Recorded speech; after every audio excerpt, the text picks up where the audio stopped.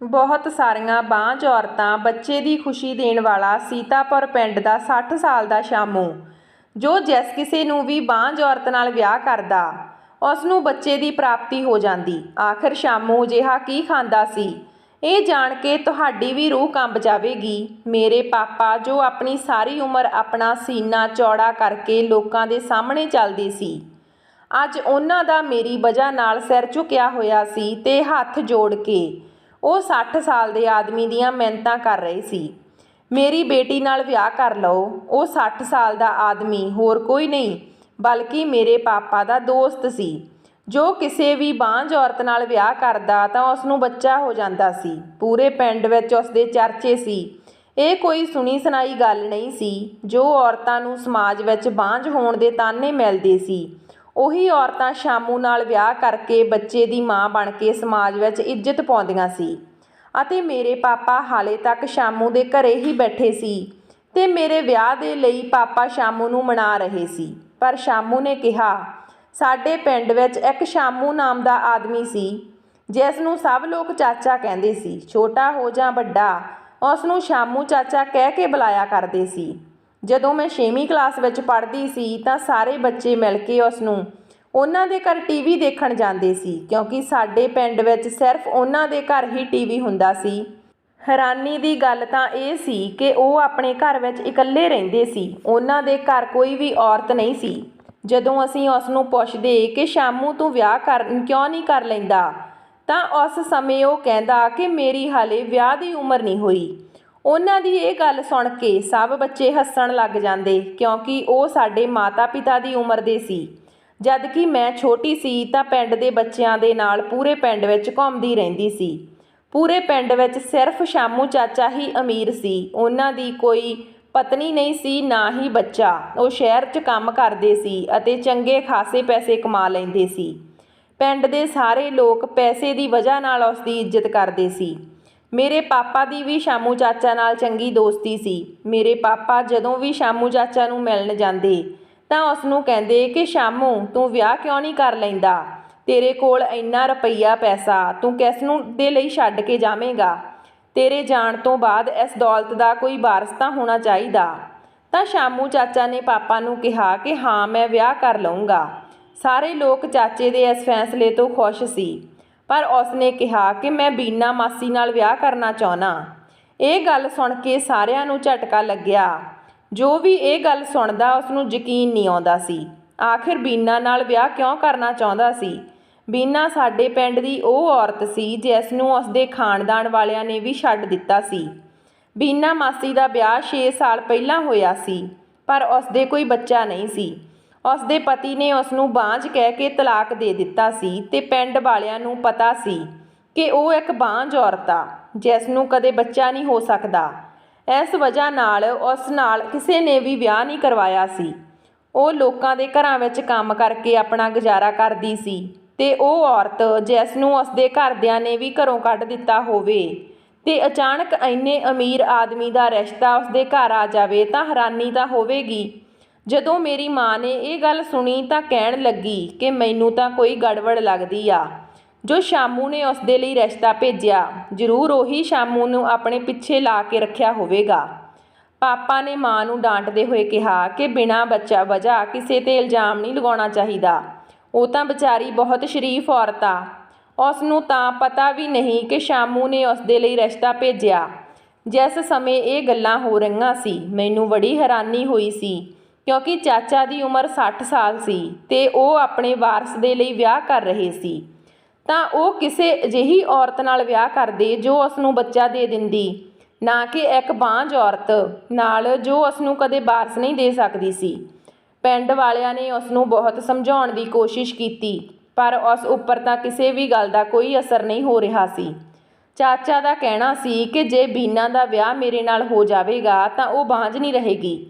ਹੁਣ ਸਭ ਨੂੰ ਚਾਚਾ ਦੀ ਗੱਲ ਮੰਨਣੀ ਪਈ। ਮੈਂ ਹਾਲੇ 10ਵੀਂ ਦੇ ਇਗਜ਼ਾਮ ਦਿੱਤੇ ਸੀ ਤੇ ਆਪਣੇ ਘਰ ਵਿੱਚ ਫ੍ਰੀ ਸੀ। ਪਾਪਾ ਨੇ ਕਿਹਾ ਕਿ ਆਪਣੀ ਮਾਂ ਦੇ ਨਾਲ ਮਿਲ ਕੇ ਚਾਚਾ ਦੇ ਵਿਆਹ ਦਾ ਇੰਤਜ਼ਾਮ ਦੇਖ। ਮੈਂ ਅਤੇ ਮਾਂ ਚਾਚਾ ਦੇ ਘਰ ਉਸ ਦੇ ਵਿਆਹ ਦੀ ਤਿਆਰੀ ਕਰਨ ਦੇ ਲਈ ਚਲੇ ਗਏ। ਮੇਰੀ ਮਾਂ ਮੈਨੂੰ ਚਾਚਾ ਦੇ ਘਰੇ ਕੰਮ ਲਗਾ ਕੇ ਖੁਦ ਪਿੰਡ ਦੀਆਂ ਔਰਤਾਂ ਨਾਲ ਗੱਲਾਂ ਵਿੱਚ ਮਗਨ ਹੋ ਗਈ। ਮੈਂ ਚਾਚਾ ਦੇ ਕਮਰੇ ਦੀ ਸਾਫ਼ ਸਫਾਈ ਕਰ ਰਹੀ ਸੀ। ਮੈਂ ਉਸ ਦੇ ਕਮਰੇ ਵਿੱਚ ਇੱਕ ਸ਼ੀਸ਼ੀ ਰੱਖੀ ਦੇਖੀ ਤਾਂ ਉਸ ਉੱਪਰ ਲੱਗੇ ਲੇਬਲ ਦਾ ਨਾਂ ਪੜ੍ਹਨ ਲੱਗੀ, ਪਰ ਉਸ 'ਤੇ ਇੰਗਲਿਸ਼ ਵਿੱਚ ਲਿਖਿਆ ਹੋਇਆ ਸੀ। ਮੇਰੀ ਇੰਗਲਿਸ਼ ਬਹੁਤ ਕਮਜ਼ੋਰ ਸੀ, ਇਸ ਲਈ ਮੈਨੂੰ ਉਸ 'ਤੇ ਲਿਖਿਆ ਹੋਇਆ ਨਾਮ ਸਮਝ ਨਹੀਂ ਆਇਆ ਤਾਂ ਮੈਂ ਉਹ ਸ਼ੀਸ਼ੀ ਨੂੰ ਉਲਟ ਪਲਟ ਕੇ ਦੇਖ ਰਹੀ ਸੀ। ਇੰਨੇ ਨੂੰ ਚਾਚਾ ਕਮਰੇ ਵਿੱਚ ਆ ਗਏ ਤੇ ਮੇਰੇ ਹੱਥੋਂ ਉਹ ਸ਼ੀਸ਼ੀ ਦੇਖ ਕੇ ਘਬਰਾ ਗਏ। ਮੈਂ ਚਾਚੇ ਤੋਂ ਪੁੱਛਿਆ, ਦਵਾਈ ਕਿਸ ਦੀ ਆ? ਤਾਂ ਚਾਚੇ ਨੇ ਮੇਰੇ ਹੱਥ ਵਿੱਚੋਂ ਫੜ ਕੇ ਸ਼ੀਸ਼ੀ ਉੱਥੇ ਰੱਖ ਦਿੱਤੀ ਤੇ ਕਹਿਣ ਲੱਗੇ, ਇਹ ਮਰਜ਼ ਦੀ ਦਵਾਈ ਆ, ਇਸ ਨੂੰ ਖਾਣ ਨਾਲ ਤਾਕਤ ਆਉਂਦੀ ਆ। ਤੇਰੀ ਬੀਨਾ ਮਾਸੀ ਨੂੰ ਇਹ ਦਵਾਈ ਦੇਵਾਂਗਾ। ਮੈਂ ਉਸ ਸ਼ੀਸ਼ੀ ਨੂੰ ਗੌਰ ਨਾਲ ਵੇਖਣ ਲੱਗੀ ਤੇ ਚਾਚਾ ਜੀ ਨੇ ਮਨਾ ਕਰ ਦਿੱਤਾ। ਕਹਿਣ ਲੱਗੇ, ਅੱਜ ਤੋਂ ਬਾਅਦ ਇਸ ਨੂੰ ਹੱਥ ਨਾ ਲਾਈਂ। ਖੈਰ, ਚਾਚਾ ਜੀ ਦਾ ਬੀਨਾ ਮਾਸੀ ਨਾਲ ਵਿਆਹ ਹੋ ਗਿਆ। ਸਭ ਚਾਚਾ ਦਾ ਮਜ਼ਾਕ ਉਡਾਉਂਦੇ ਕਿਉਂਕਿ ਉਹਨਾਂ ਨੇ ਇੱਕ ਬਾਂਝ ਔਰਤ ਨਾਲ ਵਿਆਹ ਕਰ ਲਿਆ ਸੀ। ਪਰ ਸਾਰਿਆਂ ਦੀ ਹੈਰਾਨੀ ਦੀ ਹੱਦ ਉਦੋਂ ਹੋਈ ਜਦੋਂ ਕੁਝ ਦਿਨਾਂ ਬਾਅਦ ਹੀ ਬੀਨਾ ਮਾਸੀ ਪ੍ਰੈਗਨੈਂਟ ਹੋ ਗਈ। ਕਿਸੇ ਨੂੰ ਵੀ ਇਸ ਗੱਲ 'ਤੇ ਯਕੀਨ ਨਹੀਂ ਆ ਰਿਹਾ ਸੀ, ਪਰ ਪਿੰਡ ਦੀ ਦਾਈ ਨੇ ਦੱਸਿਆ ਕਿ ਇਹ ਖਬਰ ਸੱਚ ਆ। ਮੈਂ ਸਾਇੰਸ ਸਬਜੈਕਟ ਪੜ੍ਹਦੀ ਸੀ। ਮੈਂ ਆਪਣੇ ਟੀਚਰ ਨੂੰ ਦੱਸਿਆ ਕਿ ਇੱਕ ਬਾਂਝ ਔਰਤ ਜੇ ਵਿਆਹ ਕਰ ਲਵੇ ਤਾਂ ਉਹ ਮਾਂ ਬਣ ਸਕਦੀ ਆ। ਤਾਂ ਟੀਚਰ ਕਹਿਣ ਲੱਗੀ, ਨਹੀਂ ਬਣ ਸਕਦੀ। ਪਰ ਤੈਨੂੰ ਕਿਸ ਨੇ ਦੱਸਿਆ? ਤਾਂ ਮੈਂ ਜਦੋਂ ਸ਼ਾਮੂ ਚਾਚਾ ਤੇ ਬੀਨਾ ਮਾਸੀ ਦੀ ਕਹਾਣੀ ਦੱਸੀ ਤਾਂ ਉਹ ਦੰਗ ਰਹਿ ਗਈ। ਕਹਿਣ ਲੱਗੀ, ਹੋ ਸਕਦਾ ਪ੍ਰਮਾਤਮਾ ਦਾ ਕੋਈ ਕਰਿਸ਼ਮਾ ਹੋਵੇ। ਪਰ ਟੀਚਰ ਵੀ ਇਹ ਗੱਲ ਸੁਣ ਕੇ ਉਦਾਸ ਹੋ ਗਈ ਕਿਉਂਕਿ ਉਸ ਦੇ ਕੋਈ ਵੀ ਬੱਚਾ ਨਹੀਂ ਸੀ। ਉਸ ਦੇ ਪਤੀ ਨੇ ਵੀ ਉਸ ਨੂੰ ਬਾਂਝ ਕਹਿ ਕੇ ਛੱਡ ਦਿੱਤਾ ਸੀ। ਮੈਂ ਸੋਚਣ ਲੱਗੀ ਕਿ ਜੇ ਮੈਨੂੰ ਪਹਿਲਾਂ ਪਤਾ ਹੁੰਦਾ ਤਾਂ ਸ਼ਾਮੂ ਚਾਚਾ ਇੱਕ ਬਾਂਝ ਔਰਤ ਨਾਲ ਵਿਆਹ ਕਰਨਗੇ ਤਾਂ ਮੈਂ ਆਪਣੇ ਟੀਚਰ ਦਾ ਵਿਆਹ ਉਸ ਨਾਲ ਕਰਵਾ ਦਿੰਦੀ।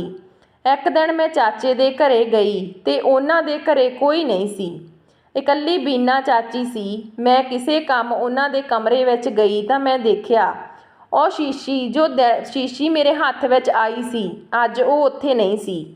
ਮੈਂ ਮਾਸੀ ਨੂੰ ਕਿਹਾ, ਤੁਸੀਂ ਸਾਰੀਆਂ ਗੋਲੀਆਂ ਖਾ ਲਈਆਂ? ਤਾਂ ਉਹ ਹੈਰਾਨੀ ਨਾਲ ਕਹਿਣ ਲੱਗੀ ਕਿ ਤੂੰ ਕੀ ਕਹਿ ਰਹੀ ਆ, ਮੈਂ ਸਮਝੀ ਨਹੀਂ। ਮੈਂ ਉਸ ਨੂੰ ਪੁੱਛਿਆ ਕਿ ਉਹ ਗੋਲੀਆਂ ਵਾਲੀ ਸ਼ੀਸ਼ੀ ਉੱਥੇ ਪਈ ਸੀ ਤਾਂ ਮਾਸੀ ਕੁਝ ਟਾਈਮ ਸੋਚਣ ਤੋਂ ਬਾਅਦ ਬੋਲੀ, ਉਹ ਦਵਾਈ ਵਾਲੀ ਸ਼ੀਸ਼ੀ ਤਾਂ ਸ਼ਾਮੂ ਦੀ ਜੇਬ 'ਚ ਹੁੰਦੀ ਆ। ਸ਼ਾਮੂ ਰੋਜ਼ ਉਸ ਵਿੱਚੋਂ ਇੱਕ ਗੋਲੀ ਖਾਂਦਾ। ਮਾਸੀ ਦੀ ਗੱਲ ਸੁਣ ਕੇ ਮੈਂ ਹੈਰਾਨ ਹੋਈ ਕਿਉਂਕਿ ਮੈਂ ਸੋਚ ਰਹੀ ਸੀ ਕਿ ਮਾਸੀ ਉਹ ਗੋਲੀਆਂ ਖਾ ਕੇ ਪ੍ਰੈਗਨੈਂਟ ਹੋਈ ਆ। ਬਿਨਾਂ ਕੁਝ ਖਾਏ ਮਾਸੀ ਕਿਵੇਂ ਪ੍ਰੈਗਨੈਂਟ ਹੋ ਸਕਦੀ ਸੀ? ਇਹ ਤਾਂ ਸੱਚਮੁੱਚ ਰੱਬ ਦਾ ਕੋਈ ਕਰਿਸ਼ਮਾ ਸੀ। ਚਾਚਾ ਆਪਣੀ ਪਤਨੀ ਦਾ ਬਹੁਤ ਖਿਆਲ ਰੱਖਦੇ। ਚਾਚਾ ਆਪਣੀ ਪਤਨੀ ਦੀ ਡਿਲੀਵਰੀ ਲਈ ਵੀ ਉਸ ਨੂੰ ਸ਼ਹਿਰ ਲੈ ਕੇ ਗਏ ਕਿਉਂਕਿ ਚਾਚੇ ਕੋਲ ਬਹੁਤ ਪੈਸੇ ਸੀ। ਸਾਰਾ ਸਾਡਾ ਪਿੰਡ ਗਰੀਬ ਸੀ। ਅਗਲੇ ਦਿਨ ਖਬਰ ਆਈ ਕਿ ਚਾਚੀ ਕੋਲੋਂ ਇੱਕ ਬਹੁਤ ਹੀ ਖੂਬਸੂਰਤ ਬੇਟੇ ਨੇ ਜਨਮ ਲਿਆ। ਸਭ ਬਹੁਤ ਖੁਸ਼ ਸੀ। ਸਾਰੇ ਪਿੰਡ ਵਿੱਚ ਮਠਿਆਈ ਵੰਡੀ ਗਈ। ਪਰ 2 ਮਹੀਨੇ ਬਾਅਦ ਹੀ ਬੀਨਾ ਮਾਸੀ ਦੀ ਹਾਲਤ ਬਹੁਤ ਖਰਾਬ ਹੋ ਗਈ ਤੇ ਅਚਾਨਕ ਉਸ ਦਾ ਦੇਹਾਂਤ ਹੋ ਗਿਆ। ਇਹ ਖਬਰ ਸੁਣ ਕੇ ਤਾਂ ਸਭ ਦੇ ਸਿਰ 'ਤੇ ਅਸਮਾਨ ਟੁੱਟ ਪਿਆ। ਬੀਨਾ ਮਾਸੀ ਦੀ ਮੌਤ ਨੂੰ ਕੁਝ ਹੀ ਦਿਨ ਗੁਜ਼ਰੇ ਸੀ ਕਿ ਪਿੰਡ ਵਾਲੇ ਚਾਚਾ ਦੇ ਦੂਜੇ ਵਿਆਹ ਦੇ ਲਈ ਕਹਿਣ ਲੱਗੇ। ਸਭ ਲੋਕ ਚਾਚੇ ਨੂੰ ਕਹਿਣ ਲੱਗੇ ਕਿ ਪਹਿਲਾਂ ਤਾਂ ਤੂੰ ਇਕੱਲਾ ਸੀ, ਪਰ ਹੁਣ ਤੇਰੇ ਉੱਪਰ ਇੱਕ ਬੱਚੇ ਦੀ ਜ਼ਿੰਮੇਵਾਰੀ ਆ। ਉਸ ਦੀ ਪਰਵਰਿਸ਼ ਦੇ ਲਈ ਵੀ ਉਸ ਨੂੰ ਮਾਂ ਦੀ ਜ਼ਰੂਰਤ ਆ। ਤੈਨੂੰ ਦੂਜਾ ਵਿਆਹ ਕਰ ਲੈਣਾ ਚਾਹੀਦਾ। ਪਰ ਚਾਚੇ ਨੇ ਕਿਹਾ ਕਿ ਮੈਂ ਹੁਣ ਵਿਆਹ ਕਰਾਂਗਾ ਤਾਂ ਕਿਸੇ ਬਾਂਝ ਔਰਤ ਨਾਲ ਹੀ ਕਰਾਂਗਾ। ਮੈਨੂੰ ਉਮੀਦ ਆ ਕਿ ਕਿਸੇ ਬਾਂਝ ਔਰਤ ਨਾਲ ਵਿਆਹ ਕਰਕੇ ਉਸ ਦੀ ਗੋਦ ਹਰੀ ਹੋ ਜਾਵੇਗੀ। ਜਦੋਂ ਮੈਂ ਚਾਚਾ ਦੀ ਇਹ ਗੱਲ ਸੁਣੀ ਤਾਂ ਮੇਰੇ ਦਿਮਾਗ ਵਿੱਚ ਆਪਣੀ ਉਸ ਟੀਚਰ ਦਾ ਖਿਆਲ ਆਇਆ। ਚਾਚਾ ਮੇਰੀ ਟੀਚਰ ਨਾਲੋਂ ਉਮਰ ਵਿੱਚ ਕਾਫੀ ਜ਼ਿਆਦਾ ਵੱਡੇ ਸੀ। ਮੈਂ ਸੋਚ ਰਹੀ ਸੀ ਕਿ ਪਤਾ ਨਹੀਂ ਟੀਚਰ ਦੇ ਘਰ ਵਾਲੇ ਵਿਆਹ ਦੇ ਲਈ ਮੰਨਣਗੇ ਜਾਂ ਨਹੀਂ। ਪਰ ਜਦੋਂ ਮੇਰੀ ਮਾਂ ਨੇ ਉਸ ਦੇ ਘਰ ਵਾਲਿਆਂ ਨਾਲ ਗੱਲ ਕੀਤੀ ਤਾਂ ਉਹ ਫੌਰਨ ਇਸ ਵਿਆਹ ਦੇ ਲਈ ਮੰਨ ਗਏ। ਕੁਝ ਦਿਨਾਂ ਵਿੱਚ ਹੀ ਮੇਰੀ ਉਸ ਟੀਚਰ ਦਾ ਚਾਚਾ ਨਾਲ ਵਿਆਹ ਹੋ ਗਿਆ। ਸਭ ਲੋਕ ਬਹੁਤ ਖੁਸ਼ ਸੀ ਕਿ ਦੁਬਾਰਾ ਚਾਚੇ ਨੂੰ ਪਤਨੀ ਮਿਲ ਗਈ ਤੇ ਉਸ ਬੱਚੇ ਨੂੰ ਮਾਂ। ਕਿਸੇ ਨੂੰ ਇਹ ਉਮੀਦ ਨਹੀਂ ਸੀ ਕਿ ਫਿਰ ਤੋਂ ਚਾਚੇ ਨਾਲ ਵਿਆਹ ਕਰਕੇ ਇੱਕ ਬਾਂਝ ਔਰਤ ਬੱਚਾ ਪੈਦਾ ਕਰ ਲਵੇਗੀ। ਪਰ ਫਿਰ ਤੋਂ ਅਜਿਹਾ ਹੀ ਹੋਇਆ। ਮੇਰੇ ਟੀਚਰ ਨੇ ਇੱਕ ਬਹੁਤ ਹੀ ਸੋਹਣੇ ਬੱਚੇ ਨੂੰ ਜਨਮ ਦਿੱਤਾ। ਪਰ ਉਹ ਬੱਚਾ ਨਾ ਤਾਂ ਟੀਚਰ 'ਤੇ ਗਿਆ ਸੀ ਤੇ ਨਾ ਹੀ ਚਾਚੇ 'ਤੇ। ਸਾਰੇ ਪਿੰਡ ਵਾਲੇ ਇਸ ਗੱਲ 'ਤੇ ਚਰਚਾ ਕਰਨ ਲੱਗੇ। ਲੋਕ ਕਹਿੰਦੇ ਕਿ ਜ਼ਰੂਰ ਚਾਚੇ ਦੇ ਕੋਲ ਕੋਈ ਰਾਜ ਆ ਜਾਂ ਕੋਈ ਅਜਿਹੀ ਚੀਜ਼ ਖਾਂਦੇ ਆ ਜਿਸ ਨਾਲ ਬਾਂਝ ਔਰਤਾਂ ਵੀ ਪ੍ਰੈਗਨੈਂਟ ਹੋ ਜਾਂਦੀਆਂ।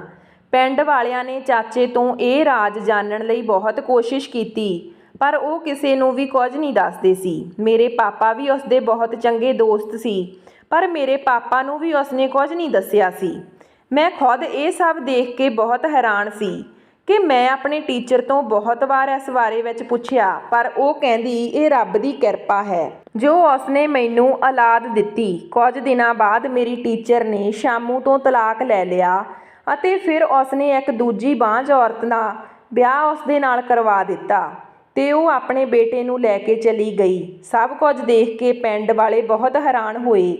ਪਹਿਲਾਂ ਤਾਂ ਬਾਂਝ ਔਰਤਾਂ ਦਾ ਬੱਚੇ ਪੈਦਾ ਕਰਨਾ ਤੇ ਫਿਰ ਮੇਰੇ ਟੀਚਰ ਦਾ ਉਸ ਤੋਂ ਤਲਾਕ ਲੈ ਕੇ ਜਾਣਾ। ਚਾਚੇ ਨੇ ਵੀ ਉਸ ਨੂੰ ਤਲਾਕ ਦੇ ਦਿੱਤਾ। ਚਾਚੇ ਨੇ ਵੀ ਉਸ ਤੋਂ ਕੋਈ ਸਵਾਲ ਨਹੀਂ ਕੀਤਾ। ਆਖਰ ਮਾਜਰਾ ਕੀ ਸੀ? ਕਿਸੇ ਨੂੰ ਵੀ ਕੁਝ ਸਮਝ ਨਹੀਂ ਆ ਰਿਹਾ ਸੀ। ਤੀਜੇ ਵਿਆਹ ਤੋਂ ਵੀ ਚਾਚੇ ਦੀ ਪਤਨੀ ਦੇ 1 ਸਾਲ ਦੇ ਅੰਦਰ ਅੰਦਰ ਹੀ ਬੱਚਾ ਹੋ ਗਿਆ। 65 ਸਾਲ ਦੀ ਉਮਰ ਵਿੱਚ ਚਾਚੇ ਦੇ 5 ਔਲਾਦਾਂ ਹੋ ਚੁੱਕੀਆਂ ਸੀ। ਆਸ-ਪਾਸ ਦੇ ਪਿੰਡਾਂ ਵਿੱਚ ਵੀ ਇਹ ਗੱਲ ਉੱਡ ਗਈ ਸੀ ਕਿ ਜੋ ਬਾਂਝ ਔਰਤ ਉਹ ਚਾਚੇ ਦੇ ਨਾਲ ਵਿਆਹ ਕਰ ਲਵੇਗੀ ਤੇ ਉਸਦੇ ਔਲਾਦ ਪੈਦਾ ਹੋ ਜਾਵੇਗੀ। ਹੁਣ ਤਾਂ ਚਾਚੇ ਦੀ ਦੌਲਤ ਵੀ ਘੱਟ ਹੋਣ ਦੀ ਬਜਾਏ ਵੱਧਦੀ ਜਾਂਦੀ ਸੀ। ਹੁਣ ਤਾਂ ਉਸਨੇ ਕੰਮ ਕਰਨਾ ਵੀ ਛੱਡ ਦਿੱਤਾ ਸੀ। ਫਿਰ ਵੀ ਪਤਾ ਨਹੀਂ ਕਿਉਂ ਉਸਦੀ ਦੌਲਤ ਵੱਧਦੀ ਹੀ ਜਾ ਰਹੀ ਸੀ। ਸ਼ਾਇਦ ਰੱਬ ਦੀ ਵੀ ਉਸ 'ਤੇ ਜ਼ਿਆਦਾ ਹੀ ਕਿਰਪਾ ਹੋਈ ਸੀ। ਹੁਣ ਮੇਰੀ ਉਮਰ ਵਿਆਹ ਕਰਨ ਦੀ ਹੋ ਗਈ। ਮੈਂ ਵੀ ਪੜ੍ਹਾਈ ਪੂਰੀ ਕਰ ਚੁੱਕੀ ਸੀ। ਸਾਡੇ ਖਾਨਦਾਨ ਵਿੱਚ ਲੜਕੀਆਂ ਨੂੰ ਇੰਨਾ ਹੀ ਪੜ੍ਹਾਉਣ ਦੀ ਇਜਾਜ਼ਤ ਸੀ ਕਿ ਉਸਦੇ ਬਾਅਦ ਉਸਦਾ ਵਿਆਹ ਕਰ ਦਿੱਤਾ ਜਾਂਦਾ ਸੀ। ਮੈਂ ਅੱਗੇ ਪੜ੍ਹਨਾ ਚਾਹੁੰਦੀ ਸੀ। ਮੈਂ ਆਪਣੇ ਪਾਪਾ ਨਾਲ ਇਸ ਬਾਰੇ ਗੱਲ ਕੀਤੀ, ਪਰ ਉਸਨੇ ਮੇਰੀ ਕੋਈ ਗੱਲ ਨਾ ਸੁਣੀ। ਮੇਰੇ ਲਈ ਰਿਸ਼ਤਾ ਦੇਖਣਾ ਸ਼ੁਰੂ ਕਰ ਦਿੱਤਾ। ਮੇਰੇ ਪਾਪਾ ਨੇ ਕਿਹਾ ਕਿ ਮੈਂ ਵਿਆਹ ਸ਼ਹਿਰ ਵਿੱਚ ਕਰਵਾਉਣਾ ਚਾਹੁੰਦੀ ਹਾਂ। ਮੈਂ ਪਿੰਡ ਵਿੱਚ ਵਿਆਹ ਨਹੀਂ ਕਰਵਾਉਣਾ ਚਾਹੁੰਦੀ। ਮੈਂ ਸੁਣਿਆ ਸੀ ਕਿ ਸ਼ਹਿਰ ਦੇ ਲੋਕ ਬਹੁਤ ਖੁੱਲ੍ਹੇ ਮਿਜਾਜ ਦੇ ਹੁੰਦੇ ਆ। ਉਹ ਆਪਣੀਆਂ ਔਰਤਾਂ 'ਤੇ ਪਾਬੰਦੀ ਨਹੀਂ ਲਗਾਉਂਦੇ। ਮੇਰੇ ਬਹੁਤ ਸਾਰੇ ਸ਼ੌਂਕ ਸੀ ਜੋ ਸ਼ਹਿਰ ਵਿੱਚ ਜਾ ਕੇ ਹੀ ਪੂਰੇ ਹੋ ਸਕਦੇ ਸੀ, ਪਰ ਮੇਰੇ ਪਾਪਾ ਦਾ ਸ਼ਹਿਰ ਵਿੱਚ ਜਾਣ ਪਛਾਣ ਵਾਲਾ ਕੋਈ ਨਹੀਂ ਸੀ। ਸਾਡੇ ਸਾਰੇ ਜ਼ਿਆਦਾ ਰਿਸ਼ਤੇਦਾਰ ਪਿੰਡ ਵਿੱਚੋਂ ਹੀ ਸੀ। ਇਸ ਲਈ ਪਾਪਾ ਨੇ ਸ਼ਾਮੂ ਨੂੰ ਚਾਚੇ ਨੂੰ ਕਿਹਾ ਕਿ ਉਹ ਕੋਈ ਮੇਰੇ ਲਈ ਸ਼ਹਿਰ ਵਿੱਚ ਰਿਸ਼ਤਾ ਲੱਭੇ। ਚਾਚੇ ਨੇ ਕਿਹਾ ਠੀਕ ਆ। ਬਦਕਿਸਮਤੀ ਨਾਲ ਉਹਨਾਂ ਦਿਨਾਂ ਵਿੱਚ ਚਾਚੇ ਦੀ ਪਤਨੀ ਦਾ ਫਿਰ ਤੋਂ ਦੇਹਾਂਤ ਹੋ ਗਿਆ ਤੇ ਉਹ ਫਿਰ ਤੋਂ ਇਕੱਲੇ ਰਹਿ ਗਏ। ਉਹਨਾਂ ਨੇ ਬੱਚੇ ਸੰਭਾਲਣ ਦੇ ਲਈ ਇੱਕ ਔਰਤ ਰੱਖਣੀ ਸੀ ਕਿਉਂਕਿ ਉਹ ਇਕੱਲੇ ਇੰਨੇ ਬੱਚਿਆਂ ਨੂੰ ਨਹੀਂ ਸੰਭਾਲ ਸਕਦੇ ਸੀ। ਚਾਚੇ ਕੋਲ ਬਹੁਤ ਰਿਸ਼ਤੇ ਆਉਂਦੇ ਕਿਉਂਕਿ ਆਸੇ-ਪਾਸੇ ਦੇ ਸਾਰੇ ਪਿੰਡਾਂ ਨੂੰ ਪਤਾ ਲੱਗ ਗਿਆ ਸੀ ਕਿ ਚਾਚੇ ਨਾਲ ਵਿਆਹ ਕਰਨ ਤੋਂ ਬਾਅਦ ਕੋਈ ਵੀ ਔਰਤ ਬਾਂਝ ਨਹੀਂ ਰਹਿੰਦੀ। ਪਰ ਫਿਲਹਾਲ ਚਾਚੇ ਨੇ ਵਿਆਹ ਕਰਨ ਤੋਂ ਮਨਾ ਕਰ ਦਿੱਤਾ। ਉਸ ਦੀ ਤਬੀਅਤ ਹੁਣ ਠੀਕ ਨਹੀਂ ਰਹਿੰਦੀ ਸੀ। ਇਸ ਵਜ੍ਹਾ ਨਾਲ ਉਹ ਬਹੁਤ ਦਿਨਾਂ ਤੱਕ ਸ਼ਹਿਰ ਵੀ ਨਹੀਂ ਜਾ ਸਕੇ। ਇਸ ਲਈ ਪਾਪਾ ਨੇ ਚਾਚੇ ਨੂੰ ਦੁਬਾਰਾ ਮੇਰੇ ਵਿਆਹ ਲਈ ਨਹੀਂ ਕਿਹਾ, ਪਰ ਮੇਰੇ ਪਾਪਾ ਨੂੰ ਮੇਰੇ ਵਿਆਹ ਦੀ ਬਹੁਤ ਜਲਦੀ ਸੀ ਕਿਉਂਕਿ ਮੇਰੇ ਵਿਆਹ ਦੀ ਉਮਰ ਹੋ ਗਈ ਸੀ ਤੇ ਬਹੁਤ ਸਾਰੇ ਪਿੰਡ ਵਾਲੇ ਗੱਲਾਂ ਕਰ ਰਹੇ ਸੀ। ਇੱਕ ਦਿਨ ਮੈਂ ਆਪਣੇ ਮਾਂ-ਬਾਪ ਨੂੰ ਬਿਨਾਂ ਦੱਸੇ ਚਾਚੇ ਦੇ ਘਰ ਚਲੀ ਗਈ ਕਿਉਂਕਿ ਅਕਸਰ ਹੀ ਮੈਂ ਉਹਨਾਂ ਦੇ ਘਰ ਚਲੀ ਜਾਂਦੀ ਸੀ। ਮੈਂ ਉਹਨਾਂ ਦੇ ਘਰ ਵਿੱਚ ਕਦਮ ਰੱਖਿਆ ਹੀ ਸੀ ਕਿ ਅੰਦਰੋਂ ਕੋਈ ਜਾਣੀ ਪਹਿਚਾਣੀ ਆਵਾਜ਼ ਮੇਰੇ ਕੰਨੀ ਪਈ। ਮੈਂ ਕਮਰੇ ਵਿੱਚ ਝਾਕ ਕੇ ਦੇਖਿਆ ਤਾਂ ਮੇਰੇ ਪੈਰਾਂ ਹੇਠੋਂ ਜ਼ਮੀਨ ਨਿਕਲ ਗਈ। ਮੇਰਾ ਸ਼ੱਕ ਠੀਕ ਨਿਕਲਿਆ। ਅੰਦਰ ਮੇਰੀ ਟੀਚਰ ਸੀ ਤੇ ਬੱਚੇ ਨੂੰ ਗੋਦ ਵਿੱਚ ਲਈ ਬੈਠੀ ਸੀ। ਉਹ ਚਾਚਾ ਨੂੰ ਕਹਿ ਰਹੀ ਸੀ ਤੁਸੀਂ ਕਿਸੇ ਬਾਂਝ ਔਰਤ ਨਾਲ ਵਿਆਹ ਕਰ ਲਓ। ਬੱਚਿਆਂ ਦੀ ਪਰਵਰਿਸ਼ ਲਈ ਵੀ ਇੱਕ ਮਾਂ ਚਾਹੀਦੀ ਆ। ਪਰ ਚਾਚਾ ਕਹਿਣ ਲੱਗਿਆ ਕਿ ਮੈਨੂੰ ਹੁਣ ਕਿਸੇ ਵੀ ਔਰਤ 'ਤੇ ਭਰੋਸਾ ਨਹੀਂ ਰਿਹਾ। ਤੁਸੀਂ ਤਾਂ ਇਹ ਰਾਜ ਆਪਣੇ ਸੀਨੇ ਵਿੱਚ ਲੁਕੋ ਕੇ ਰੱਖਿਆ ਕਿ ਕਿਤੇ ਵਿਆਹ ਦੇ ਬਾਅਦ ਬਾਂਝ ਔਰਤਾਂ ਪ੍ਰੈਗਨੈਂਟ ਕਿਵੇਂ ਹੋ ਜਾਂਦੀਆਂ। ਜੇ ਕਿਸੇ ਦਿਨ ਇਹ ਰਾਜ ਖੁੱਲ੍ਹ ਗਿਆ ਤਾਂ ਚੰਗਾ ਨਹੀਂ ਹੋਵੇਗਾ। ਮੈਂ ਨਹੀਂ ਚਾਹੁੰਦਾ ਕਿ ਆਪਣੇ ਵਿੱਚੋਂ ਕਿਸੇ ਦੀ ਵੀ ਬਦਨਾਮੀ ਹੋਵੇ। ਜੋ ਰਾਜ ਸਾਲਾਂ ਤੱਕ ਲੁਕਿਆ ਹੋਇਆ ਉਹ ਲੁਕਿਆ ਹੀ ਰਹੇ ਤਾਂ ਬਿਹਤਰ ਹੋਵੇਗਾ। ਹੁਣ ਮੈਂ ਇਕੱਲਾ ਹੀ ਠੀਕ ਹਾਂ। ਮੈਂ ਬਹੁਤ ਗੌਰ ਨਾਲ ਉਹਨਾਂ ਦੀਆਂ ਗੱਲਾਂ ਸੁਣਨ ਦੀ ਕੋਸ਼ਿਸ਼ ਕਰ ਰਹੀ ਸੀ, ਪਰ ਮੈਨੂੰ ਉਹਨਾਂ ਦੀ ਕੋਈ ਗੱਲ ਸਮਝ ਨਹੀਂ ਆਈ। ਪਰ ਮੈਂ ਅੰਦਾਜ਼ਾ ਲਗਾ ਲਿਆ ਸੀ ਕਿ ਇੱਥੇ ਕੋਈ ਰਾਜ ਦੀ ਗੱਲ ਆ। ਸ਼ਾਇਦ ਇਹ ਰਾਜ ਉਹੀ ਸੀ ਕਿ ਚਾਚੇ ਦੀ ਪਤਨੀ ਬਾਂਝ ਹੋਣ ਤੋਂ ਬਾਅਦ ਵੀ ਕਿਵੇਂ ਬੱਚਾ ਪੈਦਾ ਕਰ ਦਿੰਦੀ ਸੀ। ਪਰ ਉਹਨਾਂ ਨੇ ਇਹ ਗੱਲ ਖੁੱਲ੍ਹ ਕੇ ਨਹੀਂ ਕੀਤੀ, ਜਾਂ ਫਿਰ ਮੈਨੂੰ ਸਮਝ ਹੀ ਨਹੀਂ ਆਇਆ। ਮੈਂ ਉੱਥੇ ਹੀ ਖੜੀ ਸੀ ਕਿ ਇੰਨੇ ਨੂੰ ਟੀਚਰ ਬਾਹਰ ਆ ਗਈ ਤੇ ਮੈਨੂੰ ਦੇਖ ਕੇ ਉਹਦੇ ਚਿਹਰੇ ਦਾ ਰੰਗ ਉੱਡ ਗਿਆ। ਮੈਂ ਉਹਦੀ ਗੋਦ ਵਿੱਚੋਂ ਉਸਦੇ ਬੱਚੇ ਨੂੰ ਲਿਆ ਤੇ ਪਿਆਰ ਕਰਨ ਲੱਗੀ। ਮੈਂ ਟੀਚਰ ਨੂੰ ਕਿਹਾ ਕਿ ਮੈਨੂੰ ਸਮਝ ਨਹੀਂ ਆਇਆ ਤੁਸੀਂ ਚਾਚਾ ਨੂੰ ਛੱਡ ਕੇ ਕਿਉਂ ਗਏ ਸੀ ਤੇ ਹੁਣ ਤੁਸੀਂ ਲੁੱਕ ਕੇ ਉਹਨਾਂ ਨੂੰ ਮਿਲਣ ਕਿਉਂ ਆਉਂਦੇ ਹੋ। ਮੇਰੀ ਗੱਲ ਸੁਣ ਕੇ ਉਸਨੇ ਥੋੜ੍ਹਾ ਗੁੱਸਾ ਕੀਤਾ ਤੇ ਕਹਿਣ ਲੱਗੀ, ਮੈਂ ਕੋਈ ਲੁੱਕ ਕੇ ਮਿਲਣ ਨਹੀਂ ਆਉਂਦੀ, ਸਿਰਫ ਅੱਜ ਹੀ ਆਈ ਸੀ। ਮੈਨੂੰ ਕਿਸੇ ਨੇ ਦੱਸਿਆ ਸੀ ਕਿ ਉਸ ਦੀ ਪਤਨੀ ਦਾ ਦੇਹਾਂਤ ਹੋ ਗਿਆ, ਇਸ ਲਈ ਮੈਂ ਮਿਲਣ ਦੇ ਲਈ ਆ ਗਈ। ਮੈਂ ਵੀ ਟੀਚਰ ਜੀ ਤੋਂ ਅੱਖਾਂ ਫੇਰਦੇ ਹੋਏ ਕਿਹਾ ਕਿ ਜੋ ਇੱਕ ਵਾਰ ਛੱਡ ਕੇ ਚਲਿਆ ਜਾਵੇ ਉਹ ਪਲਟ ਕੇ ਵਾਪਸ ਨਹੀਂ ਆਉਂਦਾ। ਜੇ ਤੁਸੀਂ ਉਸ ਨੂੰ ਛੱਡ ਕੇ ਨਾ ਜਾਂਦੇ ਤਾਂ ਉਸ ਦੀ ਇਹ ਹਾਲਤ ਉਹ ਇਸ ਹਾਲਤ ਵਿੱਚ ਇਕੱਲੇ ਨਾ ਰਹਿੰਦੇ। ਪਰ ਪਤਾ ਨਹੀਂ ਤੁਹਾਨੂੰ ਇੰਨੀ ਕਿਉਂ ਜਲਦੀ ਸੀ, ਤੁਸੀਂ ਤਾਂ ਉਸ ਨੂੰ ਤਲਾਕ ਦੇ ਕੇ ਦੂਜਾ ਵਿਆਹ ਕਰਵਾ ਕੇ ਚਲੇ ਗਏ। ਸਾਡੀਆਂ ਗੱਲਾਂ ਦੀ ਆਵਾਜ਼ ਸੁਣ ਕੇ ਚਾਚਾ ਜੀ ਵੀ ਬਾਹਰ ਨਿਕਲ ਆਏ ਤੇ ਉਹ ਮੈਨੂੰ ਗੁੱਸੇ 'ਚ ਆ ਕੇ ਦੇਖਣ ਲੱਗੇ ਤੇ ਕਹਿਣ ਲੱਗੇ, ਤੂੰ ਕਿਉਂ ਇਸ ਨਾਲ ਇੰਨੀ ਬਦਤਮੀਜ਼ੀ ਕਰ ਰਹੀ ਆ? ਇਹ ਤੇਰੇ ਨਾਲੋਂ ਵੱਡੀ ਆ। ਮੈਂ ਚਾਚੇ ਨੂੰ ਕੁਝ ਕਹਿਣਾ ਚਾਹਿਆ ਪਰ ਉਸਨੇ ਇਸ਼ਾਰੇ ਨਾਲ ਹੀ ਮੈਨੂੰ ਚੁੱਪ ਰਹਿਣ ਲਈ ਕਿਹਾ। ਟੀਚਰ ਨੂੰ ਕਹਿਣ ਲੱਗੇ ਕਿ ਤੂੰ ਜਾ ਇੱਥੋਂ, ਮੈਂ ਇਸ ਦੀ ਖਬਰ ਲੈਂਦਾ। ਟੀਚਰ ਚੁੱਪ ਕਰਕੇ ਉੱਥੋਂ ਚਲੀ ਗਈ। ਮੈਨੂੰ ਹੈਰਾਨੀ ਹੋ ਰਹੀ ਸੀ ਕਿ ਉਹ ਦੋਨੋਂ ਤਲਾਕ ਲੈਣ ਤੋਂ ਬਾਅਦ ਵੀ ਆਪਸ ਵਿੱਚ ਇੰਨੀ ਚੰਗੀ ਤਰ੍ਹਾਂ ਗੱਲ ਕਰ ਰਹੇ ਸੀ। ਅਕਸਰ ਦੇਖਿਆ ਜਾਂਦਾ ਕਿ ਤਲਾਕ ਦੇ ਬਾਅਦ ਤਾਂ ਲੋਕ ਇੱਕ ਦੂਜੇ ਨੂੰ ਵੇਖਣਾ ਵੀ ਪਸੰਦ ਨਹੀਂ ਕਰਦੇ। ਇਹ ਮਾਮਲਾ ਤਾਂ ਬਿਲਕੁਲ ਉਲਟ ਨਜ਼ਰ ਆ ਰਿਹਾ ਸੀ। ਅਸਲ ਹੈਰਾਨੀ ਤਾਂ ਮੈਨੂੰ ਚਾਚੇ 'ਤੇ ਹੋ ਰਹੀ ਸੀ ਕਿ ਉਸਨੇ ਟੀਚਰ ਨੂੰ ਔਲਾਦ ਦਿੱਤੀ, ਆਪਣਾ ਨਾਮ, ਪੈਸਾ, ਸਭ ਕੁਝ ਸਮਾਜ ਵਿੱਚ ਸਿਰ ਚੁੱਕ ਕੇ ਚੱਲਣ ਦੇ ਕਾਬਲ ਬਣਾਇਆ। ਲੇਕਿਨ ਫਿਰ ਵੀ ਉਹ ਚਾਚੇ ਨੂੰ ਤਲਾਕ ਦੇ ਕੇ ਚਲੀ ਗਈ। ਚਾਚੇ ਨੇ ਵੀ ਉਸ ਨੂੰ ਕੁਝ ਨਹੀਂ ਕਿਹਾ। ਟੀਚਰ ਦੇ ਜਾਣ ਤੋਂ ਬਾਅਦ ਚਾਚਾ ਮੈਨੂੰ ਕਹਿਣ ਲੱਗੇ ਕਿ ਇਹ ਕਿਹੜਾ ਤਰੀਕਾ ਹੁੰਦਾ ਵੱਡਿਆਂ ਨਾਲ ਗੱਲ ਕਰਨ ਦਾ। ਇਹ ਸਭ ਸੁਣਨ ਤੋਂ ਬਾਅਦ ਮੈਂ ਬਿਨਾਂ ਕੁਝ ਕਹੇ ਆਪਣੇ ਘਰ ਵਾਪਸ ਆ ਗਈ। ਜਦੋਂ ਘਰ ਆ ਕੇ ਮੈਂ ਦੇਖਿਆ ਤਾਂ ਪਾਪਾ ਦੇ ਦੋਸਤ ਘਰੇ ਬੈਠੇ ਸੀ ਤੇ ਮੈਨੂੰ ਜਿਸ ਗੱਲ ਦਾ ਡਰ ਸੀ ਉਹੀ ਹੋਇਆ। ਉਹ ਮੇਰਾ ਰਿਸ਼ਤਾ ਲੈ ਕੇ ਆਏ ਸੀ। ਪਾਪਾ ਨੇ ਮੇਰਾ ਰਿਸ਼ਤਾ ਵੀ ਉਹਨਾਂ ਦੇ ਬੇਟੇ ਨਾਲ ਪੱਕਾ ਕਰ ਦਿੱਤਾ। ਮੈਂ ਪਾਪਾ ਨੂੰ ਬਹੁਤ ਮਨਾ ਕੀਤਾ ਕਿ ਮੈਂ ਤੁਹਾਡੇ ਦੋਸਤ ਦੇ ਬੇਟੇ ਨਾਲ ਵਿਆਹ ਨਹੀਂ ਕਰਵਾਉਣਾ ਚਾਹੁੰਦੀ, ਕਿਉਂਕਿ ਉਹ ਲੋਕ ਅਨਪੜ੍ਹ ਅਤੇ ਜਾਹਿਲ ਸੀ। ਮੈਂ ਉਹਨਾਂ ਲੋਕਾਂ ਵਿੱਚ ਖੁਸ਼ ਨਹੀਂ ਰਹਿ ਸਕਦੀ ਸੀ। ਜ਼ਬਰਦਸਤੀ ਮੇਰਾ ਵਿਆਹ ਆਪਣੇ ਦੋਸਤ ਦੇ ਬੇਟੇ ਨਾਲ ਕਰਵਾ ਦਿੱਤਾ। ਮੈਨੂੰ ਸ਼ੁਰੂ ਤੋਂ ਹੀ ਉਹਨਾਂ ਦੇ ਘਰ ਦਾ ਮਾਹੌਲ ਪਸੰਦ ਨਹੀਂ ਸੀ। ਉਹ ਲੋਕ ਬਹੁਤ ਅਮੀਰ ਸੀ ਪਰ ਤਮੀਜ਼ ਨਾਮ ਦੀ ਉਹਨਾਂ ਦੇ ਘਰ ਵਿੱਚ ਕੋਈ ਚੀਜ਼ ਨਹੀਂ ਸੀ। ਮੇਰੇ ਕੋਲ ਹੋਰ ਕੋਈ ਚਾਰਾ ਵੀ ਨਹੀਂ ਸੀ। ਮਜਬੂਰੀ ਵਿੱਚ ਆ ਕੇ ਮੈਂ ਪਾਪਾ ਦੀ ਇੱਜ਼ਤ ਦੀ ਖਾਤਰ ਵਿਆਹ ਕਰ ਲਿਆ। ਮੇਰੇ ਵਿਆਹ ਨੂੰ 3 ਸਾਲ ਹੋ ਗਏ ਸੀ। ਪਿਛਲੇ 2 ਸਾਲ ਮੈਂ ਜਿਵੇਂ ਤਿਵੇਂ ਕਰਕੇ ਗੁਜ਼ਾਰੇ, ਬਸ ਮੈਂ ਹੀ ਜਾਣਦੀ ਸੀ। ਮੈਂ ਆਪਣੇ ਸਹੁਰੇ ਘਰ ਵਿੱਚ ਬੜੀ ਮੁਸ਼ਕਲ ਨਾਲ ਜੀ ਰਹੀ ਸੀ। ਰੱਬ ਅੱਗੇ ਦੁਆਵਾਂ ਕਰਦੀ ਰਹਿੰਦੀ ਕਿ ਇਹ ਲੋਕਾਂ ਤੋਂ ਮੇਰੀ ਜਾਨ ਛੁੱਟ ਜਾਏ, ਪਰ ਮੇਰੀ ਜਾਨ ਇਸ ਤਰ੍ਹਾਂ ਛੁੱਟੇਗੀ ਕਿ ਮੈਂ ਸੋਚਿਆ ਵੀ ਨਹੀਂ ਸੀ। ਮੈਂ ਮਾਂ ਬਣਨ ਵਾਲੀ ਸੀ ਤੇ ਮੇਰੀ ਨਣਦ ਨੇ ਮੈਨੂੰ ਪੌੜੀਆਂ ਤੋਂ ਧੱਕਾ ਦੇ ਦਿੱਤਾ ਤੇ ਮੈਂ ਪੇਟ ਦੇ ਬਲ ਆ ਕੇ ਡਿੱਗ ਪਈ। ਜਦੋਂ ਮੇਰੀ ਅੱਖ ਖੁੱਲ੍ਹੀ ਤਾਂ ਮੈਂ ਹਸਪਤਾਲ ਦੇ ਕਮਰੇ ਵਿੱਚ ਸੀ। ਆਪਣੇ ਬੱਚੇ ਨੂੰ ਖੋ ਚੁੱਕੀ ਸੀ। ਡਾਕਟਰ ਨੇ ਕਿਹਾ ਕਿ ਮੈਂ ਹੁਣ ਕਦੇ ਮਾਂ ਨਹੀਂ ਬਣ ਸਕਦੀ। ਇਹ ਸੁਣ ਕੇ ਮੇਰੇ ਸਹੁਰੇ ਵਾਲਿਆਂ ਨੇ ਮੈਨੂੰ ਮੇਰੇ ਮਾਤਾ ਪਿਤਾ ਦੇ ਘਰ ਭੇਜ ਦਿੱਤਾ ਤੇ ਕਹਿਣ ਲੱਗੇ, ਜਦੋਂ ਇਹ ਸਾਨੂੰ ਇੱਕ ਬੱਚਾ ਨਹੀਂ ਦੇ ਸਕਦੀ ਤਾਂ ਅਸੀਂ ਇਸ ਨੂੰ ਆਪਣੇ ਕੋਲ ਰੱਖ ਕੇ ਕੀ ਕਰਨਾ। ਬਲਕਿ ਸਾਰੇ ਪਿੰਡ ਵਿੱਚ ਇਹ ਅਫਵਾਹ ਉਡਾ ਦਿੱਤੀ ਕਿ ਇਹ ਬਾਂਝ ਹੋ ਚੁੱਕੀ ਆ। ਇਸ ਦੀ ਵਜ੍ਹਾ ਨਾਲ ਮੇਰੇ ਲਈ ਰਿਸ਼ਤੇ ਆਉਣੇ ਵੀ ਬੰਦ ਹੋ ਗਏ। ਮੇਰੇ ਪਾਪਾ ਜਦੋਂ ਵੀ ਘਰ ਤੋਂ ਬਾਹਰ ਨਿਕਲਦੇ ਤਾਂ ਲੋਕ ਮਜ਼ਾਕ ਉਡਾਉਂਦੇ। ਇਹ ਕਹਿੰਦੇ ਕਿ ਆਪਣੀ ਬੇਟੀ ਦਾ ਵਿਆਹ ਵੀ ਸ਼ਾਮੂ ਨਾ ਕਰਦੇ, ਇਹ ਵੀ ਬੱਚਾ ਪੈਦਾ ਕਰ ਦੇਵੇਗੀ। ਪਾਪਾ ਲੋਕਾਂ ਤੋਂ ਤੰਗ ਆ ਗਏ ਸੀ। ਇਸ ਲਈ ਅੱਜ ਮੈਂ ਆਪਣੇ ਪਾਪਾ ਦੇ ਨਾਲ ਸ਼ਾਮੂ ਚਾਚਾ ਦੇ ਘਰ ਬੈਠੀ ਸੀ। ਪਾਪਾ ਮੈਨੂੰ ਚਾਚੇ ਦੇ ਨਾਲ ਗੱਲ ਕਰਨ ਲਈ ਇਕੱਲਾ ਛੱਡ ਕੇ ਚਲੇ ਗਏ। ਚਾਚਾ ਮੈਨੂੰ ਕਹਿਣ ਲੱਗੇ ਕਿ ਮੈਂ ਜਾਣਦਾ ਤੂੰ ਹਮੇਸ਼ਾ ਇਸ ਗੱਲ ਦੇ ਪਿੱਛੇ ਪਈ ਰਹਿੰਦੀ ਆ ਕਿ ਤੂੰ ਮੇਰਾ ਰਾਜ ਪਤਾ ਕਰਨਾ ਚਾਹੁੰਦੀ ਆ। ਔਰਤਾਂ ਮੇਰੇ ਨਾਲ ਵਿਆਹ ਕਰਨ ਤੋਂ ਬਾਅਦ ਬੱਚਾ ਪੈਦਾ ਕਿਵੇਂ ਕਰ ਲੈਂਦੀਆਂ? ਤੂੰ ਕਿਉਂ? ਪੂਰਾ ਪਿੰਡ ਹੀ ਮੈਨੂੰ ਇਸ ਬਾਰੇ ਵਿੱਚ ਸਵਾਲ ਕਰਦਾ ਰਹਿੰਦਾ, ਪਰ ਮੈਂ ਕਦੇ ਵੀ ਕਿਸੇ ਨੂੰ ਇਹ ਨਹੀਂ ਦੱਸਿਆ। ਪਰ ਅੱਜ ਮੈਂ ਤੈਨੂੰ ਆਪਣਾ ਇਹ ਰਾਜ ਦੱਸ ਰਿਹਾ। ਜਦੋਂ ਮੈਂ 25 ਸਾਲ ਦਾ ਸੀ ਤਾਂ ਮੈਂ ਬਿਮਾਰ ਹੋਇਆ ਤੇ ਡਾਕਟਰ ਦੇ ਕੋਲ ਹਸਪਤਾਲ ਗਿਆ। ਉਸਨੇ ਮੇਰੀ ਪੂਰੀ ਬਾਡੀ ਦਾ ਚੈੱਕਅਪ ਕਰਨ ਤੋਂ ਬਾਅਦ ਦੱਸਿਆ ਕਿ ਮੈਨੂੰ ਬਚਪਨ ਤੋਂ ਹੀ ਬਿਮਾਰੀ ਸੀ, ਪਰ ਕਿਸੇ ਨੇ ਇਸ ਗੱਲ ਨੂੰ ਨੋਟਿਸ ਨਹੀਂ ਕੀਤਾ ਅਤੇ ਵੱਧਦੇ ਮੇਰੀ ਬਿਮਾਰੀ ਇੰਨੀ ਵੱਧ ਗਈ। ਡਾਕਟਰ ਨੂੰ ਮੇਰਾ ਆਪਰੇਸ਼ਨ ਕਰਨਾ ਪਿਆ। ਆਪਰੇਸ਼ਨ ਦੇ ਬਾਅਦ ਡਾਕਟਰ ਨੇ ਮੈਨੂੰ ਦੱਸਿਆ ਕਿ ਹੁਣ ਮੈਂ ਕਦੇ ਬਾਪ ਨਹੀਂ ਬਣ ਸਕਦਾ। ਸਾਰੇ ਘਰਦਿਆਂ ਨੂੰ ਪਤਾ ਲੱਗ ਗਿਆ ਤੇ ਮੈਨੂੰ ਸਾਰੇ ਤਾਨੇ ਮਿਹਣੇ ਦੇਣ ਲੱਗੇ। ਸਾਰੇ ਮੈਨੂੰ ਅਜੀਬ ਨਜ਼ਰਾਂ ਨਾਲ ਦੇਖਦੇ। ਮੇਰੇ ਛੋਟੇ ਭੈਣ ਭਰਾਵਾਂ ਦਾ ਵਿਆਹ ਹੋ ਗਿਆ ਸੀ। ਸਭ ਆਪਣੀ ਜ਼ਿੰਦਗੀ ਵਿੱਚ ਮਗਨ ਹੋ ਗਏ ਸੀ। ਮੇਰੇ ਮਾਤਾ ਪਿਤਾ ਦੀ ਮੌਤ ਤੋਂ ਬਾਅਦ ਪਰਿਵਾਰ ਵਿੱਚ ਕਿਸੇ ਨੂੰ ਵੀ ਮੇਰੀ ਜ਼ਰੂਰਤ ਨਹੀਂ ਸੀ। ਇਸ ਲਈ ਮੈਂ ਆਪਣਾ ਘਰ ਛੱਡ ਕੇ ਇਸ ਪਿੰਡ ਵਿੱਚ ਚਲਾ ਆਇਆ। ਹੁਣ ਮੈਂ ਕਿਸੇ ਨਾਲ ਵਿਆਹ ਨਹੀਂ ਕਰ ਸਕਦਾ ਸੀ। ਇਸ ਲਈ ਮੈਂ ਕੰਮ ਕਰਨਾ ਸ਼ੁਰੂ ਕਰ ਦਿੱਤਾ। ਮੈਂ ਦਿਨ ਰਾਤ ਮਿਹਨਤ ਕਰਕੇ ਆਪਣੇ ਪੈਸੇ ਕਮਾਏ ਅਤੇ ਲੋਕ ਮੇਰੀ ਬਹੁਤ ਜ਼ਿਆਦਾ ਇੱਜ਼ਤ ਕਰਨ ਲੱਗੇ।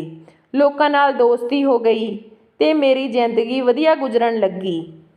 ਮੇਰੇ ਦੋਸਤ ਵੀ ਮੈਨੂੰ ਵਿਆਹ ਦੇ ਲਈ ਕਹਿੰਦੇ, ਪਰ ਮੈਂ ਜਾਣਦਾ ਸੀ ਕਿ ਕੋਈ ਵੀ ਔਰਤ ਮੇਰਾ ਸੱਚ ਜਾਣਨ ਤੋਂ ਬਾਅਦ ਮੇਰੇ ਨਾਲ ਵਿਆਹ ਨਹੀਂ ਕਰੇਗੀ। ਹਰ ਔਰਤ ਦੀ ਖੁਆਇਸ਼ ਹੁੰਦੀ ਆ, ਜਦੋਂ ਮੈਂ ਇੱਕ ਔਰਤ ਨੂੰ ਮਾਂ ਨਹੀਂ ਬਣਾ ਸਕਦਾ ਤਾਂ ਉਸ ਨਾਲ ਵਿਆਹ ਵੀ ਨਹੀਂ ਕਰ ਸਕਦਾ ਸੀ। ਇਸ ਲਈ ਮੈਂ ਸੋਚਿਆ ਕਿ ਮੈਂ ਜ਼ਿੰਦਗੀ ਭਰ ਇਕੱਲਾ ਰਹਾਂਗਾ। ਮੈਂ ਆਪਣੇ ਦੋਸਤਾਂ ਨੂੰ ਇਹ ਗੱਲ ਕਿਵੇਂ ਦੱਸਦਾ? ਇਸ ਲਈ ਮੈਂ ਆਪਣੇ ਦੋਸਤਾਂ ਨੂੰ ਕੋਈ ਨਾ ਕੋਈ ਬਹਾਨਾ ਬਣਾ ਦਿੰਦਾ। ਮੈਨੂੰ ਬੀਨਾ ਨੂੰ ਦੇਖ ਕੇ ਬਹੁਤ ਦੁੱਖ ਹੁੰਦਾ। ਉਹ ਵਿਚਾਰੀ ਮੇਰੀ ਤਰ੍ਹਾਂ ਬਾਂਝਪਨ ਦੇ ਤਾਨੇ ਸੁਣਦੀ ਸੀ। ਮੈਨੂੰ ਉਸ ਦਾ ਦੁੱਖ ਬਿਲਕੁਲ ਵੀ ਆਪਣੇ ਵਰਗਾ ਲੱਗਦਾ ਸੀ। ਉਹ ਵਿਚਾਰੀ ਨੂੰ ਵੀ ਉਸ ਦੇ ਪਰਿਵਾਰ ਵਾਲਿਆਂ ਨੇ ਛੱਡ ਦਿੱਤਾ ਸੀ, ਜਿਵੇਂ ਮੇਰੇ ਪਰਿਵਾਰ ਵਾਲਿਆਂ ਨੇ ਮੈਨੂੰ ਛੱਡ ਦਿੱਤਾ। ਜਦੋਂ ਸਾਰੇ ਲੋਕਾਂ ਨੇ ਮੈਨੂੰ ਕਿਹਾ ਕਿ ਮੈਂ ਇੰਨੀ ਦੌਲਤ ਲੈ ਕੇ ਦੌਲਤ ਕਿਸ ਦੇ ਲਈ ਛੱਡ ਕੇ ਜਾਵਾਂਗਾ, ਤਾਂ ਮੈਨੂੰ ਅਹਿਸਾਸ ਹੋਇਆ ਕਿ ਮੈਨੂੰ ਆਪਣੀ ਦੌਲਤ ਕਿਸੇ ਨੇਕ ਕੰਮ ਵਿੱਚ ਲਗਾ ਦੇਣੀ ਚਾਹੀਦੀ ਆ।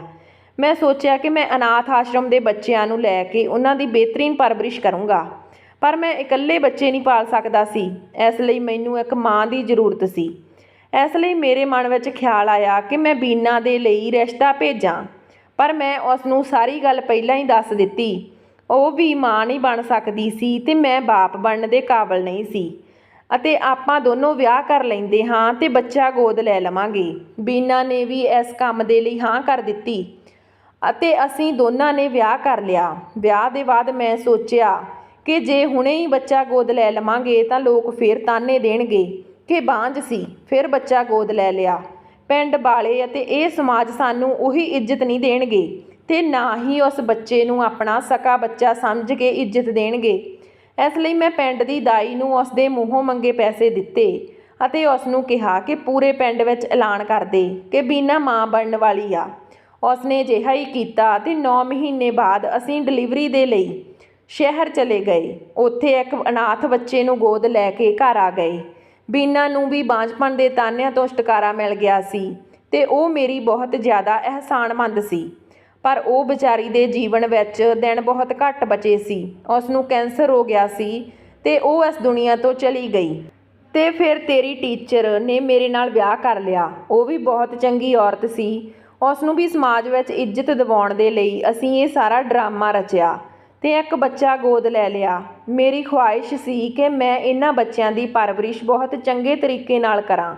ਇੱਕ ਦਿਨ ਤੇਰੀ ਟੀਚਰ ਦਾ ਪਹਿਲਾ ਪਤੀ ਸਾਡੇ ਘਰ ਆਇਆ ਅਤੇ ਉਹ ਮੈਨੂੰ ਕਹਿਣ ਲੱਗਿਆ ਕਿ ਮੈਂ ਉਸ ਨੂੰ ਛੱਡ ਦੇਵਾਂ, ਕਿਉਂਕਿ ਉਹ ਉਸ ਨੂੰ ਬਹੁਤ ਮੁਹੱਬਤ ਕਰਦਾ ਸੀ। ਪਰ ਘਰਦਿਆਂ ਦੇ ਪਿੱਛੇ ਲੱਗ ਕੇ ਉਸ ਨੇ ਉਸ ਦਾ ਸਾਥ ਦੇਣਾ ਬੰਦ ਕਰ ਦਿੱਤਾ ਸੀ ਅਤੇ ਹੁਣ ਉਸ ਨੂੰ ਅਹਿਸਾਸ ਹੋ ਗਿਆ ਸੀ ਕਿ ਉਸ ਨੇ ਬਹੁਤ ਵੱਡੀ ਗਲਤੀ ਕੀਤੀ ਆ। ਤੇਰੀ ਟੀਚਰ ਨੇ ਤਾਂ ਮਨਾ ਕਰ ਦਿੱਤਾ ਸੀ ਕਿ ਉਹ ਆਪਣੇ ਪਹਿਲੇ ਪਤੀ ਨੂੰ ਬਹੁਤ ਮੁਹੱਬਤ ਕਰਦੀ ਆ, ਪਰ ਉਹ ਮੈਨੂੰ ਇਕੱਲਾ ਛੱਡ ਕੇ ਨਹੀਂ ਸਕਦੀ। ਮੇਰੀ ਵਜ੍ਹਾ ਨਾਲ ਉਸ ਨੂੰ ਸਮਾਜ ਵਿੱਚ ਇੰਨੀ ਇੱਜ਼ਤ ਮਿਲੀ ਸੀ। ਉਹ ਮੈਨੂੰ ਕਿਸੇ ਵੀ ਹਾਲਤ ਵਿੱਚ ਛੱਡ ਕੇ ਨਹੀਂ ਜਾਣਾ ਚਾਹੁੰਦੀ ਸੀ, ਪਰ ਮੈਂ ਉਹਨਾਂ ਦੋਹਾਂ ਦੀ ਖੁਸ਼ੀ ਦੀ ਖਾਤਰ ਉਸ ਨੂੰ ਤਲਾਕ ਦੇ ਦਿੱਤਾ, ਕਿਉਂਕਿ ਉਹ ਆਪਣੇ ਪਤੀ ਨੂੰ ਬਹੁਤ ਪਿਆਰ ਕਰਦੀ ਸੀ ਅਤੇ ਮੈਂ ਦੋ ਪਿਆਰ ਕਰਨ ਵਾਲਿਆਂ ਨੂੰ ਅਲੱਗ ਨਹੀਂ ਕਰ ਸਕਦਾ ਸੀ। ਇਸ ਲਈ ਮੇਰੇ ਜ਼ੋਰ ਦੇਣ 'ਤੇ ਮੈਨੂੰ ਤਲਾਕ ਦੇ ਦਿੱਤਾ ਅਤੇ ਤਲਾਕ ਹੋਣ ਤੋਂ ਬਾਅਦ ਉਸ ਨੇ ਆਪਣੀ ਸਹੇਲੀ ਦਾ ਵਿਆਹ ਮੇਰੇ ਨਾਲ ਕਰਵਾ ਦਿੱਤਾ ਤਾਂ ਕਿ ਮੈਂ ਇਕੱਲਾ ਨਾ ਰਹਾਂ। ਮੇਰੇ ਬੱਚਿਆਂ ਦੀ ਵੀ ਪਰਵਰਿਸ਼ ਚੰਗੇ ਤਰੀਕੇ ਨਾਲ ਹੋ ਸਕੇ। ਉਸ ਨੂੰ ਵੀ ਮੇਰੇ ਬਾਰੇ ਸਭ ਕੁਝ ਪਤਾ ਸੀ। ਤੇਰੀ ਟੀਚਰ ਆਪਣੇ ਬੱਚੇ ਨੂੰ ਆਪਣੇ ਨਾਲ ਲੈ ਗਈ ਕਿਉਂਕਿ ਉਹ ਉਸ ਦੀ ਪਰਵਰਿਸ਼ ਖੁਦ ਕਰਨਾ ਚਾਹੁੰਦੀ ਸੀ। ਪਰ ਤੀਜੀ ਪਤਨੀ ਵੀ ਬਹੁਤ ਚੰਗੀ ਸੀ। ਉਸ ਦੇ ਬਾਅਦ ਵੀ ਅਸੀਂ 2 ਬੱਚੇ ਅਡਾਪਟ ਕੀਤੇ ਸੀ, ਪਰ ਉਸ ਦੀ ਜ਼ਿੰਦਗੀ ਵੀ ਬਹੁਤ ਥੋੜ੍ਹੀ ਸੀ। ਕੁਝ ਦਿਨਾਂ ਵਿੱਚ ਹੀ ਉਸ ਦਾ ਦੇਹਾਂਤ ਹੋ ਗਿਆ। ਮੇਰਾ ਸਾਰਾ ਰਾਜ, ਜਿਸ ਨੂੰ ਕੋਈ ਨਹੀਂ ਜਾਣਦਾ ਸੀ, ਮੇਰੇ ਬਾਰੇ ਵਿੱਚ ਲੋਕ ਅਜੀਬ ਗੱਲਾਂ ਕਰਦੇ ਸੀ।